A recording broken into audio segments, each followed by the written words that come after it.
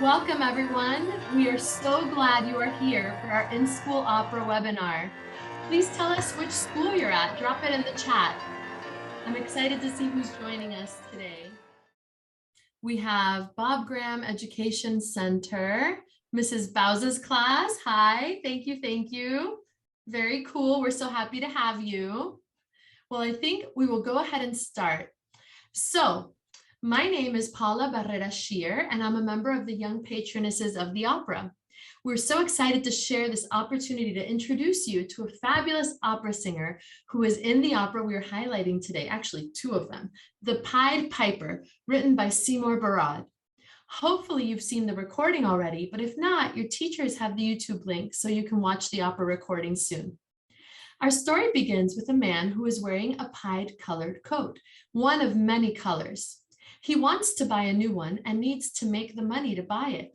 He meets a woodland nymph who gives him a great idea on how to make some money. But trouble begins when a promise is not kept, and he has to answer to the mayor of the town. You can see how the characters learn many lessons, including how it's very important to always keep your promise. Today, I am pleased to introduce you to the man who played the Pied Piper, Mr. Bill Stafford, and his wife who played the mayor, Alicia Stafford. Hello. They're going to share with you their career story about being singers and performers. Before we start, let me remind you that you can ask Bill and Alicia questions by typing in the Q&A box at the bottom of the screen next to the chat button during the webinar. Please make sure to use the Q&A box for the questions, not the chat.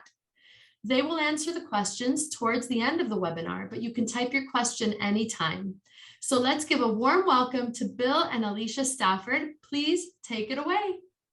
Hello. Hi. How are you? Great. How's everybody out there? It's great to be here. Hope everybody's doing great.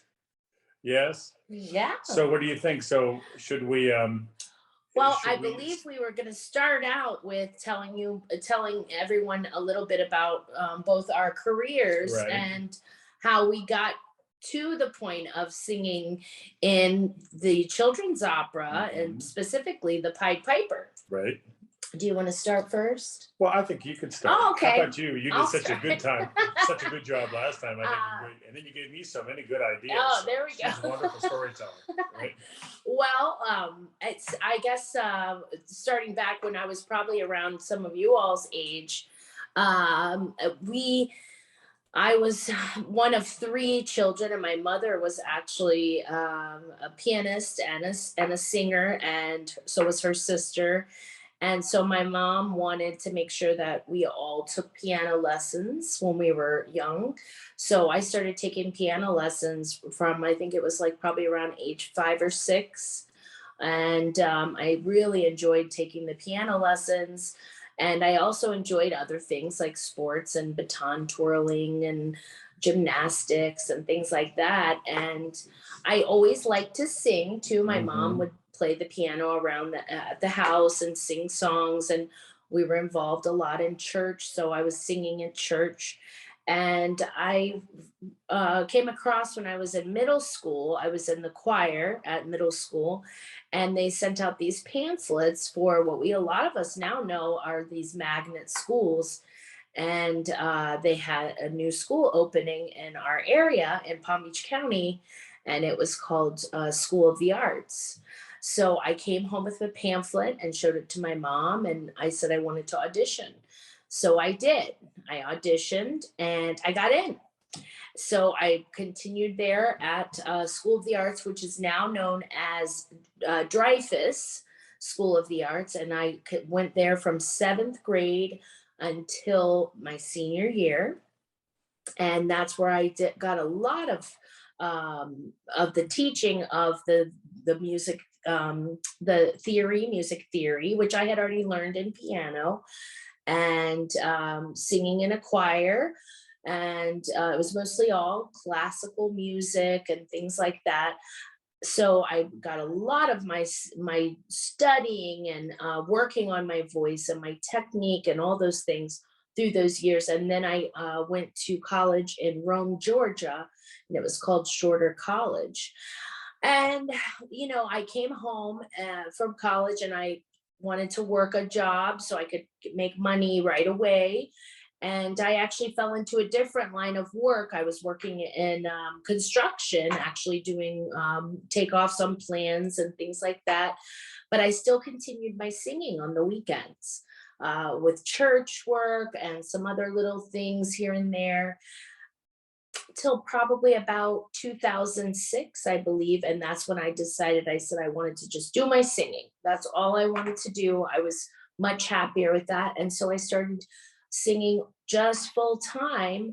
And then I actually met Bill a few years later, and we started working together musically. And that's also how I met Julie and Dr. Warren Broom, who was our pianist in the video. Yes, he was the musical director. And so that's how I met Bill, and he was already doing the in-school opera. So that's how I got to be in it. And it's so much fun. I just loved it so much. I was the mayor, as you all know. So I was stingy, sneaky, and mean. Those are the exact words that Lauren said. So that's how it came about for me. Now, what about you? Well, I think that when I was little, my grandmother gave me a record of 8 classical composers. It was by Walt Disney. Walt Disney Presents, and there were 8 composers like Bach and Mozart and Beethoven and Chopin, Tchaikovsky. And these are composers of course, of operas and of also other classical and orchestral works. And I listened to that album and I just loved it. I loved everything about how they composed the music, how they got started. And of course, I loved the music itself. So in the 4th grade, I started to play the violin. And I played the violin in 4th grade, and I hadn't sung a note yet. But I just, I love music so much, I didn't really think about singing. I was very involved in sports in middle school and in high school, but I still kept up playing my stringed instrument. And but in the 8th grade, I actually switched from violin, which is a small instrument, to the bass. I was from a small town north of Columbus, Ohio, and we just happened to there was nobody in the orchestra with hands big enough to play the bass, and we needed a bass. We didn't have a bass in the orchestra, so they convinced me to switch to the bass. I loved it, and I have been playing that ever since. And when I went to college, for communications, radio and television, but I always played in the orchestra on the side. I always kept my music going. And it was when I was in another great opera called Madame Butterfly. I was in the orchestra pit where the orchestra plays down beneath the stage. And we were playing, I was playing the bass for Madame Butterfly. And I heard those singers sing, and I thought to myself, wow, what it would be like to sing like that. And I knew I was musical, but I didn't know I really had the voice. So I auditioned for the musical South Pacific. I did. It was the first time I had ever sung professionally at all. And I auditioned for South Pacific, and the director of the opera theater at the college I was at happened to be in charge. And I was auditioning, and I came with a piece that was in the tenor voice range. And so, as you'll learn, there are basically 4 types of voices: 2 for the female and 2 for the male. Actually, three for the male, 2 are very close. For the female, you have the soprano, which is a high voice, like Alicia has. Then the alto, which is a lower female voice. Then for the male voice, you have the tenor, which is a high male voice. And the baritone and the bass are lower than the tenor. And so baritone and the bass are very, very close together. The baritone is a little higher, the bass is the lowest. But the tenor is really the different high male voice. And I auditioned on something in the tenor range. And the director pulled me over to the piano, and he said, it's a very nice sound. He said, are you having difficulty with that piece? And I said, yes, I am, because I was having difficulty. I knew nothing about the voice, how to train, how to breathe, anything about vocal placement, any of the technical things that you study when you start to develop your voice. And he said, well, the reason why you're having a problem with your piece is that you're a baritone. And I thought, oh my goodness, that's my problem. So 6 months after that, I was singing Papageno in the Magic Flute. It took off that quick. And I understood what kind of a voice I had. And I knew what I was, which is very important to know what kind of voice that you had. And it just went from there. I started to work on my languages for the different languages that opera has. A lot of French and German and Italian. Those are three languages that regular operas are sung in. There are other ones, and there are some in English too, like the ones that you see. For the children, many times the operas are in English, easy to understand. And so I just started to develop the languages and work on my voice with different voice teachers that I worked with 3 or 4 different ones. And I found out the ones that worked for my voice, and I just developed my voice. And over a period of time, I started singing in church, and then I started to get jobs, singing jobs. And then I auditioned for the Palm Beach Opera, and I was with them for 5 or 6 years and doing roles with them. And then after that, I took my training and really kind of developed into, I did, of course, several seasons with the Young Patronesses of the Opera, which is wonderful, singing for you all, for the children. And at the same time, I was also involved in various groups. We did Broadway reviews. I also sing with big bands, the Standards, and music that was very famous in the 1930s and 40s and 50s. And so really, before I knew it, I was singing for a living, a full-time church job as a music director. And here we are today. And that's really how I got to be part, wonderful, the Pied Piper. And I was, of course, the Pied Piper. I was the main character, and it was a wonderful. I think Alicia will tell you, we loved every production that we did with YPO, but I think the Pied Piper was our favorite. Oh, it really I was. enjoyed that one Because it was for the acting. All of them. It was great for the acting. Yes. And Alicia's part, she's got a beautiful voice, but she really, I think, came alive as an actress in that role. And when you're in a small production like that, and you're normally, when you're doing with just piano and for a group of children, you typically work with a very small cast, maybe 2 or 3 other singers. And so you really learn you really learn the value of teamwork, being a great colleague to your other fellow performers.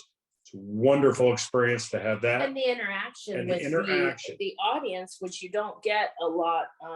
Most of the audience we perform for are not children. Right. So this was a lot of fun to be able to perform for children and hearing them enjoy it, laughing and clapping. And so we loved doing it. We did. So I think at this point, if you want, you can ask us any more, but you could ask us a few questions. Yes, we would love please. to take them about anything. Hi, this is Julie. Hi. Can I come on and ask a few questions? You sure can, Julie. Oh, good, good. Well, I just want to say, first of all, I am thrilled to have you here with us. I actually am so lucky to have worked with both of these people many, many times. And they are phenomenal singers and performers. And as the chair of the In-School Opera program and the executive producer, it's just so great to see you all again and be with you. It's And you were mutual. wonderful to work with too. Yes. So. Oh, well, and I So- actually even got a chance to sing with them both, and that was just a thrill a couple times. It just got me thinking about how much we miss Dr. Warren Broom too. Yes. We really, miss really having do. him around, Yeah. and we'd Yeah. love to be able to hear him play again for us sometime. He was wonderful. Oh, me too, me too. In fact, I should have invited him on there. Maybe he can come. We're going to be doing this again tomorrow. Maybe I can get him to come on. Oh, So- that'd be I great. bet he would. You never I bet know. He would, right? Yeah, if he's available, I'm sure he'll do it. But I just wanted to ask you a few questions, and if you don't mind, I think I'm going to share my screen just to show a couple. So there's a blast from the past. Bill holding up the Pied Piper song, and with the Woodland Nymph, Yes. who was played by Carol Cassell. And then let's look at Alicia. She was Oh my- I miss that costume. How long? Tell the children, Alicia, about how long it took you to get all dolled up like that. Well, it was, it took a little more time than you think. It was quite a bit of makeup, the wig, the top hat. I also wore some very, very long purple eyelashes. I don't know if we kind of switched out eyelashes. There was a few little tweaks to the costume, but I had some very long purple eyelashes that I remember at the last performance. As a matter of fact, I had what you call costume malfunction, and one of my eyelashes just fluttered off to the ground. Oh, see? As it was floating, I caught it in my hand. And because you're the magical mayor. That's hilarious. I never knew that. I loved that costume. It was so much fun. The tailcoat and the sash with the gold chain. Oh, that was great. The feather fan that I fanned myself with, because I had to be always feeling cool and not bothered at all with anything. Always in charge, yes. I love it. And we were so blessed to have an amazing tech director, Sandy Burrow, who also put the costumes together. Yes. So yeah, she was magical in all that she did. Well, let me ask you, so I showed you the pictures, and we're going to show a little bit of a clip in a second, but it was interesting you talked about costumes. Tell me, what was your favorite costume that you all ever put on in any of your productions? Oh, wow. Well, for you, I would say for any of the productions that you mean as far as any of the productions with just in general? Yeah. I'd say that the Pied Piper is the mayor costume was just fun. It was fun, and you could move very easily in the costume. But I would say probably one of the more, feeling like, wow, I'm really, wearing some big, huge ball gown or something. I did get fitted. It was actually for an event on New Year's Eve down in South Beach. They wanted me to go out and sing on this plexiglass covered pool.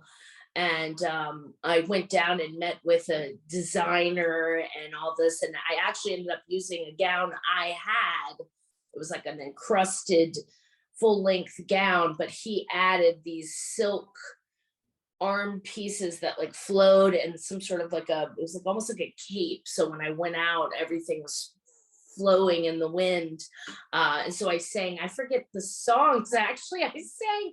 A couple of opera areas. Yeah, it was a couple of operatic songs, and then the fireworks went off. So that was kind of a pretty magical evening, but there's been many others that they're just not coming. It'll come to me, I'm sure it will. But that the first one that comes to my mind. For me, I love doing, and I didn't, not for you, well, I did do it, but for the role of Papageno, for the Magic Flute. And then I know that the opera that the YPO did was entitled Papageno. Right. That costume was very, very fun, with feathers. And then I had done another Papageno with Palm Beach Opera, and actually with a little, it wasn't as heavy as it looked, but with the actual bird cage on my back. Oh, wow. About the entire, and I know that your audience was introduced to the story of Papageno earlier by Graham, and so they're familiar with that story. But Papageno is a bird catcher. That's what he does for a living. And the actual costume, my suit of feathers, and then an actual cage on my back throughout. Wow. So that was wonderful, because sometimes this is a good lesson for any future performer, but sometimes you have to work with your costume and your props. Not only do you have to sing, but sometimes it's really important to the story when you learn how to work with your costume and work with your props. And that, again, we haven't really touched on this too much, but that's part of the preparation, the real dedication it It's so takes. true because you learn Part of the practicing, you learn the songs, you Right. learn the role. We do the blocking and the staging. And then when you put on the costume, then you have like I think one of my props was the fan, and then also the iPad, which I was checking. Oh, right. The iPads had just come out then. Yes, yeah. Well, they were out a little bit. fairly new. Yeah, they were new. So it's kind of, you have to learn how to work with what your costuming and props and things that you're Right. moving around the stage. Yeah. on. That's so true. This is a perfect time. Why don't we ask our tech chair to put on a little bit of the video?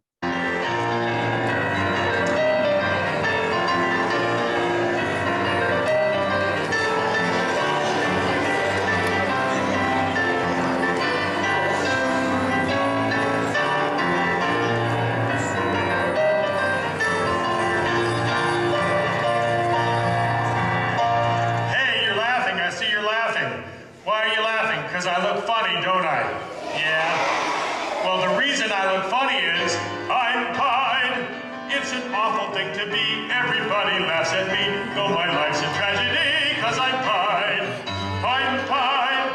What I'm wearing's just a batch of old rags that do not match, held together with a patch, because I'm pied. I'm a sorry-looking girl. Do you mean to have my animals or chop down any of my trees? Because doing any of these will subject you to severe punishment.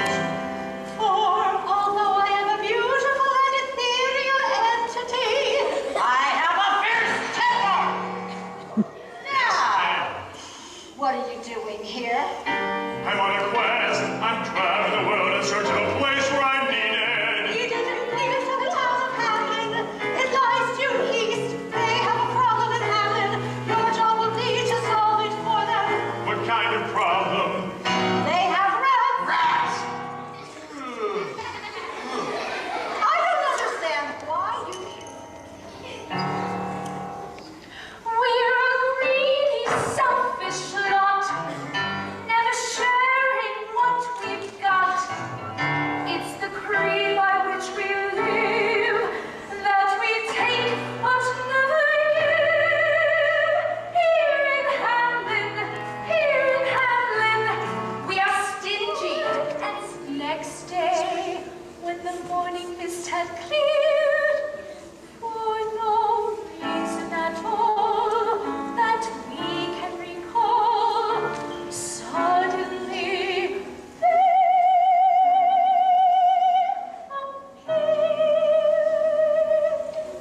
Rats! Rats! everywhere we looked, there were How'd that song go again?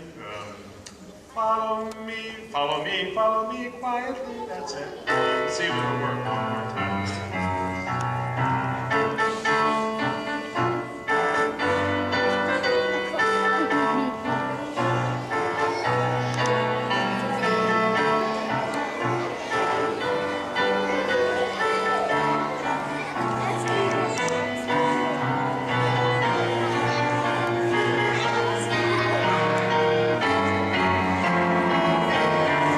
Music is safe.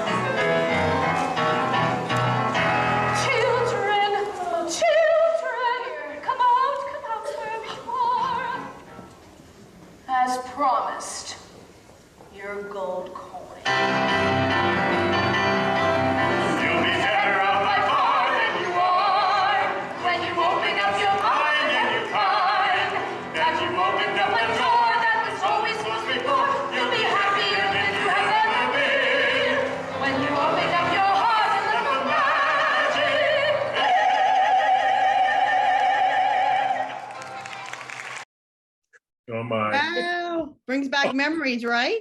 Bringing back the memories. And what I mean, and then this a great thing about it that I didn't mention is able to involve the children in that. Was what was Right. every school we had the different rats delegated, which I think was funny. It was so much fun. Yeah. I agree. I agree. I love that. And first of all, it's so hard. Both of you, your voices are beautiful. I just love hearing them again. But it's so hard to see Alicia in a mean person's role with that beautiful, glorious voice. First of all, and then second of all, we did Cinderella last month, and a lot of the kids saw you all as Cinderella and the Prince, which I thought you would have said your Prince costume was your favorite, Bill, with your crown. really? Oh, But- that He Yeah. just forgot. I He did. forgot. I did like that. Yes, I did. No, Yeah. I'm teasing. But then Alicia is so sweet, and the Cinderella role fit her. And then to see, I mean, it just shows what a good actress she is. She can turn into that mean, nasty person.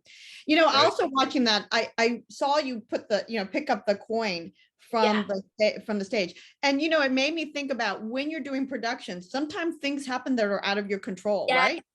That's the And first how- thing. As soon as I saw that coin on the ground, I said, "Oh, I remember dropping that." It kind of fell out of my hand, because again, I had the fan, the iPad, the purse. I had all these things that I was trying to pull the coin out, and it slipped out of my hand. I thought, "What am I going to do?" And I thought, well, I'll just pick it up because that's how stingy I am. I'm not going to leave a gold coin laying on the ground. I want it back. It's perfect. So she actually used Yeah, used My motivation. character. Her character, and maybe this is where you're leading, Julie. It's when things do happen like that. Right. The You have more to improvise. you have to improvise, and that's why the most important thing that we can convey to everyone, that we can share with everyone, is that you really try to prepare as much as you can for your role, not just the music, as Alicia was saying earlier, but who is your character? How does he relate to everybody else? Because if anything goes wrong and you can fix it while you're in character, the better you know your character, the better you know the piece that you're performing, then most of the time it's not noticeable. Yeah. Only It's not we noticeable. all knew it because we We did all the knew it because staging. we knew, right? And the other thing too is I found with doing these type of production, an opera or a theater piece, a role or something like that, is it actually helps you to, when you just have to stand and sing in, like, say, a cabaret setting where it's just on a stage with the piano, your mind can wander easier than when you're doing the role and you're acting and you're moving on stage and you're doing it within the Purpose, storyline. yeah. It's like you kind of get just sucked into it, and everything else fades away around. So that was the other thing that we had talked about many times, how it makes it where you really are, you usually don't have where you lose a line, forget a line or something like that, because You're so focused in on the whole atmosphere, the staging and the props and the backdrop and the costumes and the other characters interacting with you. It's a lot of fun.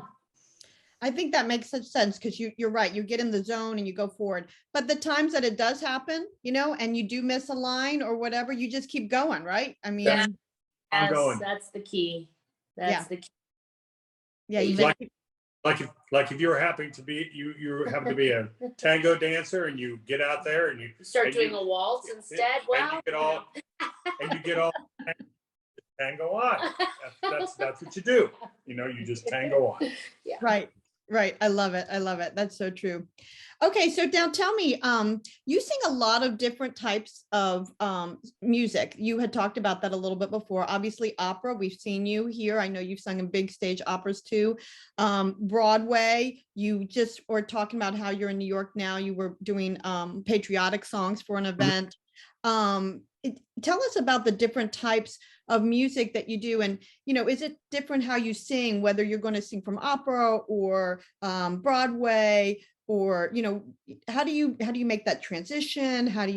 Is it the same way with studying? Give us a little bit about how singers have to be very multifaceted. yeah, You have some, and as you know as well, Julie, being in this whole business, there are some singers that, not that they can't do it, but they may just go more towards one specific style of singing and are very successful at it.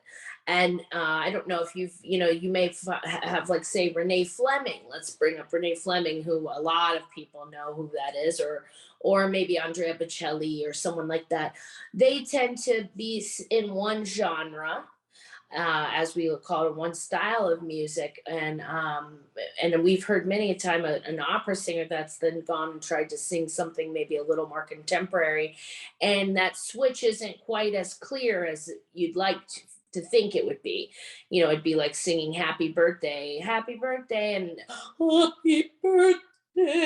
just turning it into like an aria, so to speak. So that can happen, that might be. And I think that really, it's those people that dedicate themselves and stay within it. I think you work yourself into such a technical way of singing that way that it's hard to switch that. But then you have some singers that can very easily just switch on a dime. I always like to think of like someone like Robin Williams. You know how Robin Williams is an actor, but he does all these characters in movies and cartoons, and how much he changed his voice. Some people just have a knack for that. A gift. Yeah, a gift.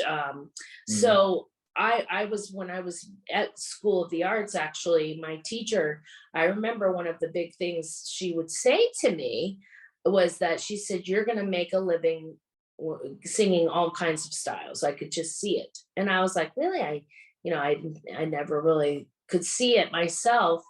And I really didn't do much other than classical singing, like I said, and some sacred music and things like that until probably my 30s. And that's when I started trying to kind of sing more of the Broadway songs, the term belting, things like that. I had never really attempted that until probably in my 30s.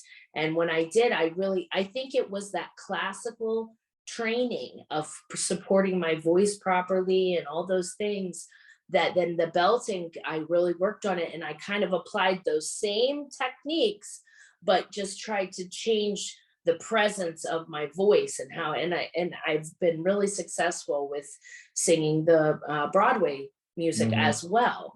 And then like Bill was talking about, like the jazz and big band type music, I do like singing pop music, but I think it's having a real solid foundation of proper training of technique, breath control, intonation, which is singing on the correct note, all those things, learning how to read music, the understanding of all that, and a lot of practice. Practice is a big thing that has to be. You have to practice in order to to be able to sing all the different styles and memorize music and get the little different intricacies of certain songs. So I really think that background I got in the classical music just helped me then try to venture out, and that's my path though. Some people may have gone into, pop music, and then they try to venture from that. But usually that classical training at first, I think, is a really positive foundation. I think that's so true. You talked about, having that foundation. It's like singing from the diaphragm and all the control, and so it leads me into the question. So for all these kids out here that might want to be a famous singer, I think, a lot of kids say, I want to be a singer when I grow up. And maybe it is an opera at the beginning, they learn and fall in love with that. Or maybe it's Broadway today, but tomorrow it's country or jazz or whatever, but it all needs that foundation to be good at your craft. So for those kids out there that are aspiring singers in one genre or another, how do they get started? I mean, what do you recommend? Oh, well, you want to answer that? Well, I think that, the one thing we always, and we said this on our last video with you too, if you're interested in music, the one thing I would start, no matter what, is learn how to play the piano, or at least take piano lessons and be have an understanding of a basic piano. Being able to play a little bit with the right hand and the left hand provides such a foundation for you, no matter what direction you go. And I think the real good point on that is the piano is such a good instrument. It's a percussion instrument, really. Right. And it also, for younger children, when you're first starting, it gives them something to do with their hands. You know, we're trying to keep ourselves busy when we're children. Mhm. And I mean, that's I still like to do that now, play the piano and keep busy. But when we're younger, we're even more so. So it's something to keep your hands busy. Mhm. And at the same time, it's training your Your ear. ear. You're hearing the notes and you're playing them. And it's that the vibration, even that of the vibration of you pressing the note down on the piano, you're training your ear to match the pitch and things like that. And it's a great way to learn to read music, Right. because when you read music, like say playing the violin or Or the something, bass, it's yeah. usually just one note. Right. But the piano, you're learning to play with both hands, and Mhm. it's a really great instrument to start out. And then that's where a lot of times children, then they start humming along to what Right. they're playing.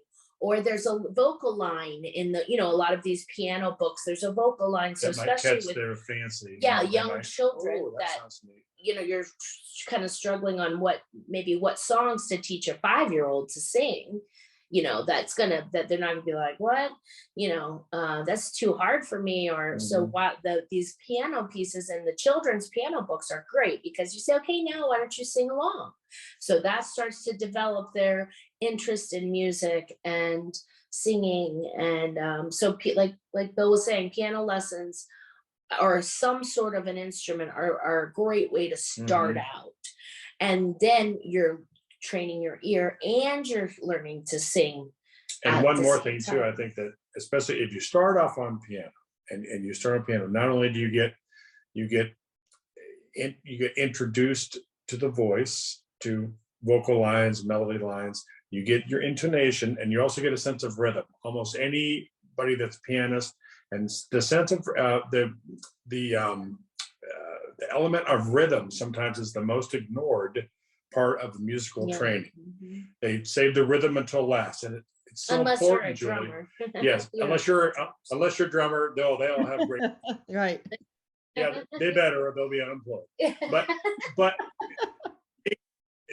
the sense of rhythm, especially for some of the best singers that we work with too, have such a wonderful sense of rhythm, and it is so important to have that sense of rhythm. It's often ignored, and and Alicia teaches beginning piano. Yeah, so that's Yeah. where what I've started to find is that these, especially young children, it's a great starting point.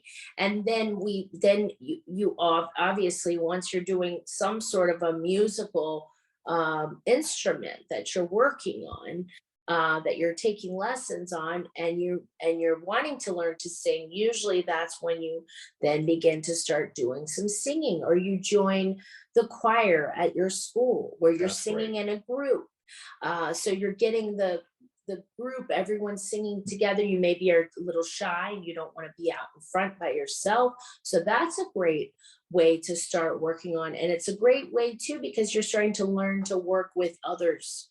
And as musicians, we have to be able to work well with other people.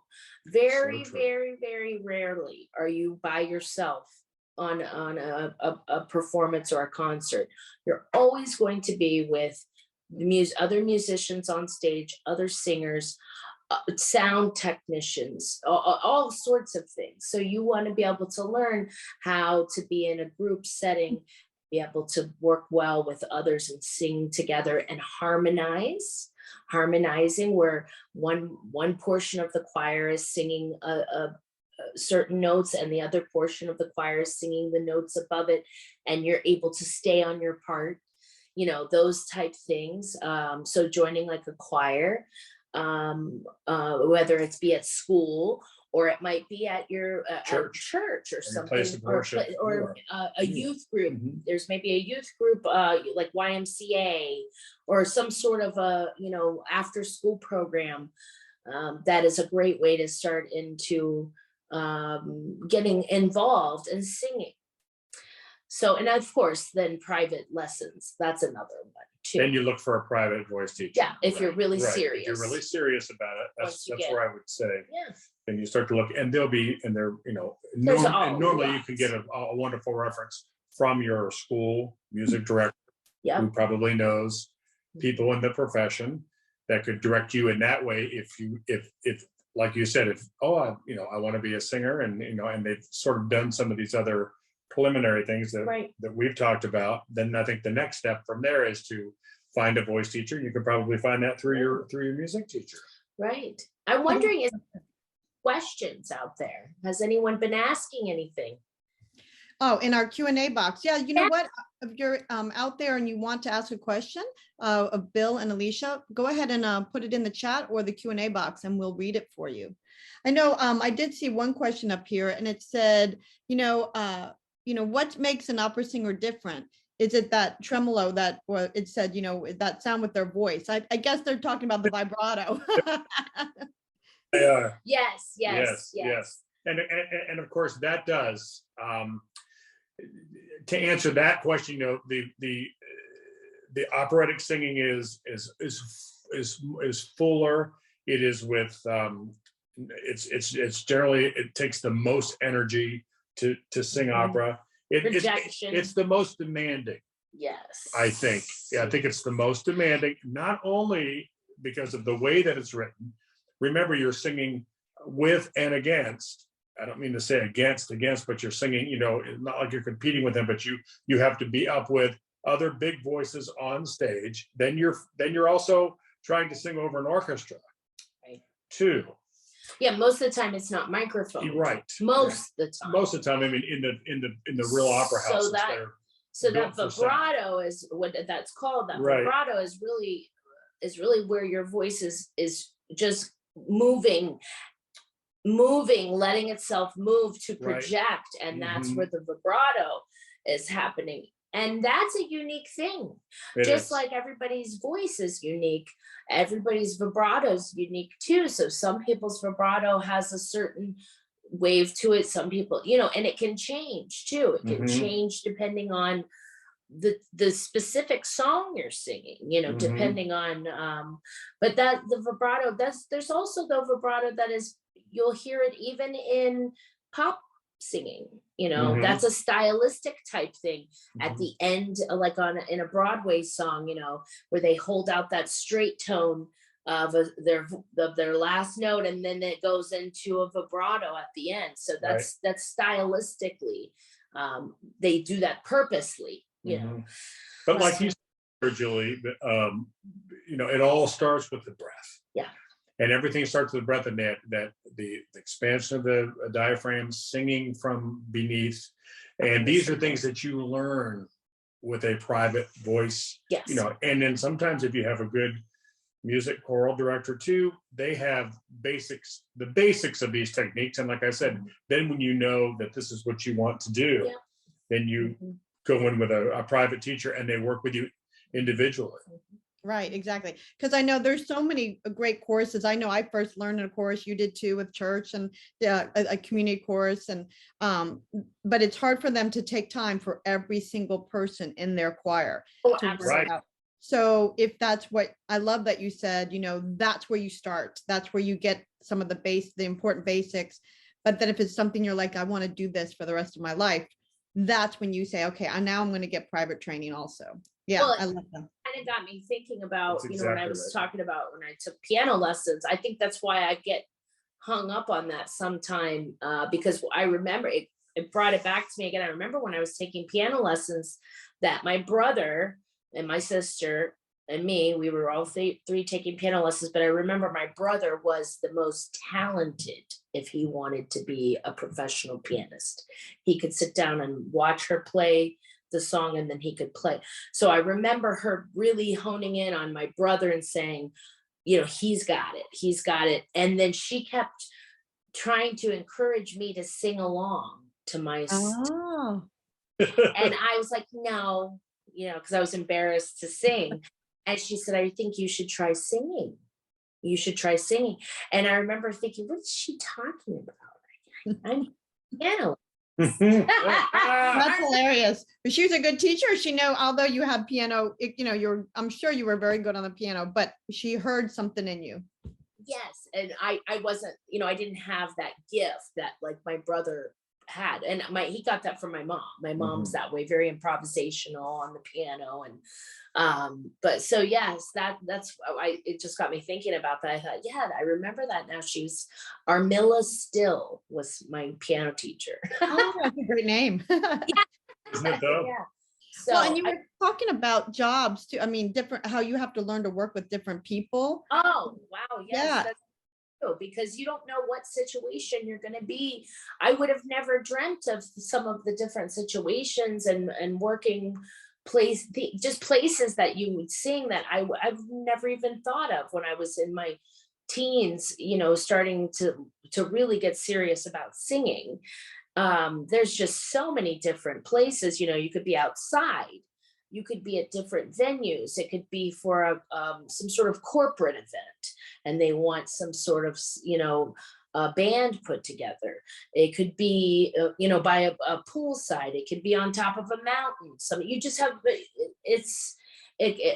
but of course it's theater. A lot of times you're in a theater, and yeah, you have different people that have different ideas for each project, and you have to learn how to field all that and give them what they're wanting, so to speak. Or working with specific projects. And Right. singing is not just standing up. Even when you are just standing up and singing a song, you still have to translate the song to people through emotion. You can't just really being a singer is also being an actor or an actress. Right. Oh, that's so true. That's so true. A couple more questions have come in. One is, what is a typical day like when you're getting ready to perform? What do you have to do? Obviously, you have to practice for a long time before you get there. But then, let's say you're doing a production, learning it, that kind of stuff. And another question was, we'll do it in order. Do you get to travel a lot, which you were just touching base on a little bit, and where have you gone, that kind of thing. Right. Well, I can say that a typical day, for instance, if I have a performance that night, I'll try to sleep as late as I can. Normally that doesn't That's happen every much, day. but Don't let him get you. Very, very few times have I ever made it. I never get up any later than 11 a.m. Come on. Oh, No.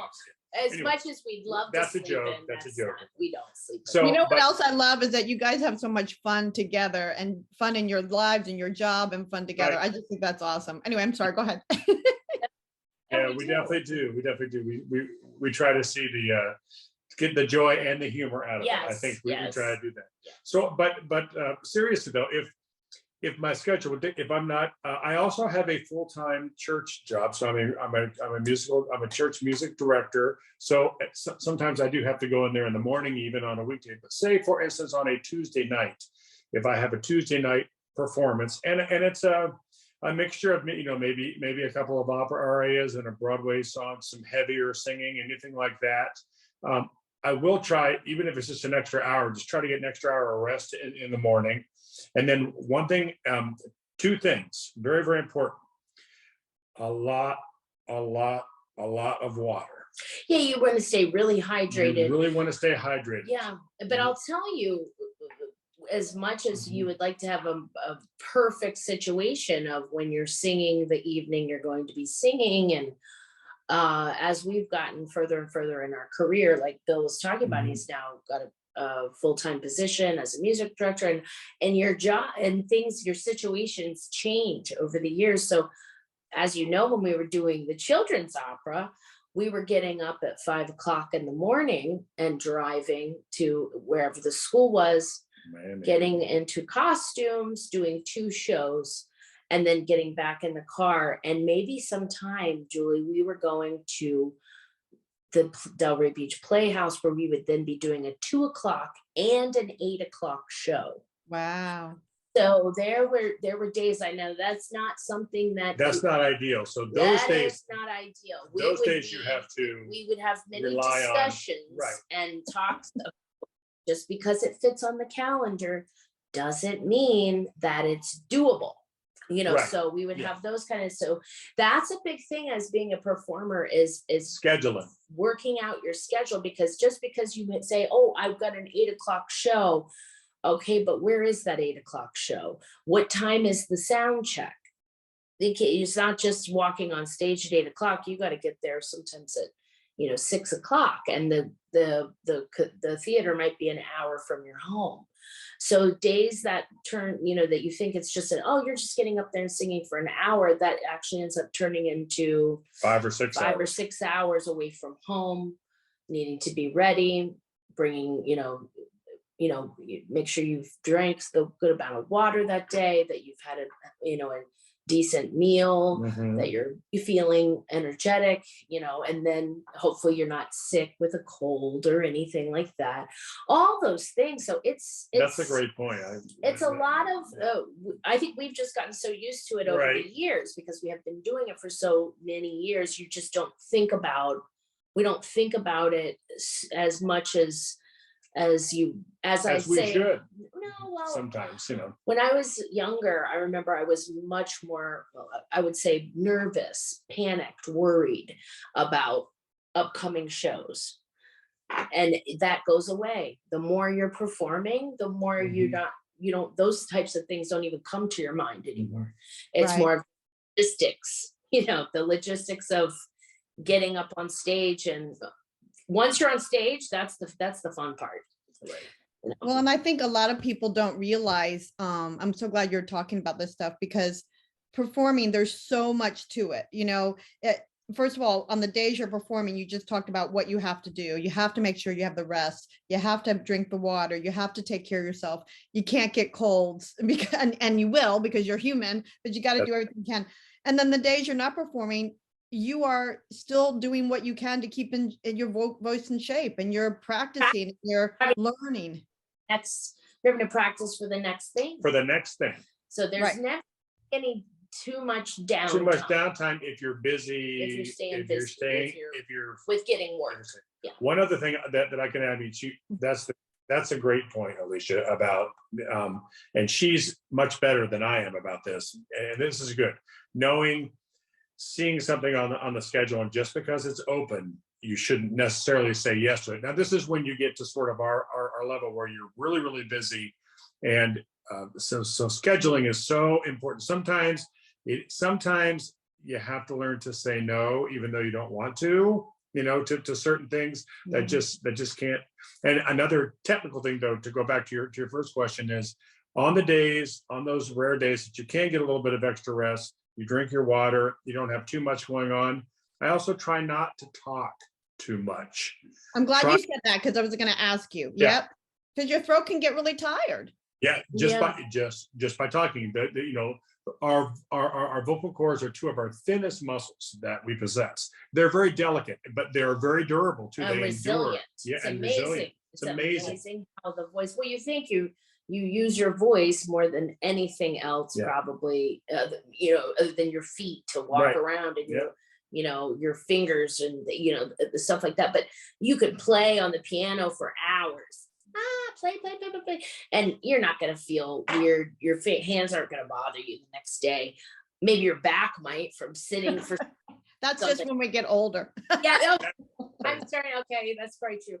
But it's almost like, I always like to say with singing, it's like when you first start an exercise regimen, going and walking, you're not going to just take off and sprint down the block. I mean, Right. I'd love to be able to say I could do that, but you have to work up to that. So with Right. singing kind of thing, you want to work up that endurance. You don't just want to go out and sing the highest you can for hours and hours. And there's been times we've had some pretty intense concerts that we prepared for, and you feel it the next day. You get up the next day, being on your feet for 2 hours in high heels for girls, you know, we're in high heels and walking around, standing, singing, exerting all this energy, lights on you, you know, and you think, oh, I feel great when the concert's over.